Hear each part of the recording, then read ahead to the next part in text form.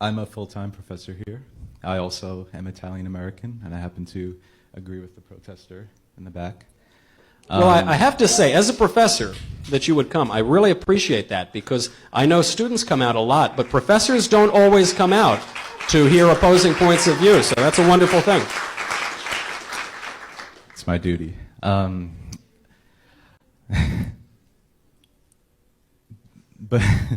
I've left you speechless. I've dazzled you. Thank you. In 1492, before a racist and genocider came to this land, there were people living here. Every inch of this land was occupied. Just as a matter of history, not every inch of the land was occupied. There were huge areas that were completely wilderness. I was quiet the entire time you spoke. Those people still exist. The North American indigenous people, Central and South American, they're still here.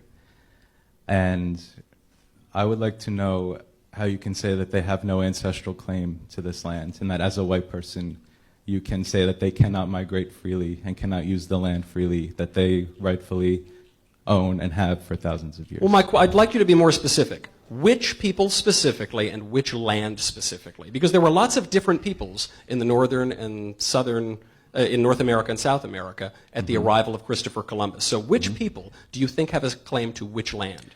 I'm talking about the Native Americans. But there were many different Native American tribes. tribes. Would you like me to name all the tribes? Yes, and I'd like you to name, and the reason I would like you to name all the tribes is because there were many tribes who conquered many other tribes. So just as an example, thank you. Just as an example, the Comanche Indians come in and they conquer areas run by the Apache Indians.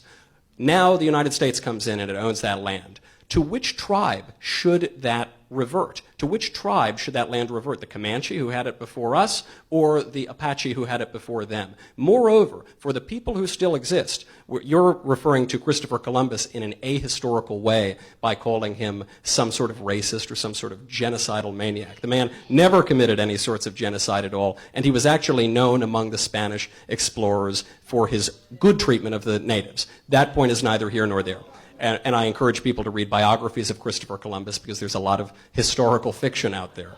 The point on that is that when the Spanish came to this country, and to this continent, they did create a new race known as Latinos. This is a mixture of Spaniards and Native American populations. So if we are going to revert certain land to native populations, why would we not then immediately take that land away from them because they also descend from Spanish explorers?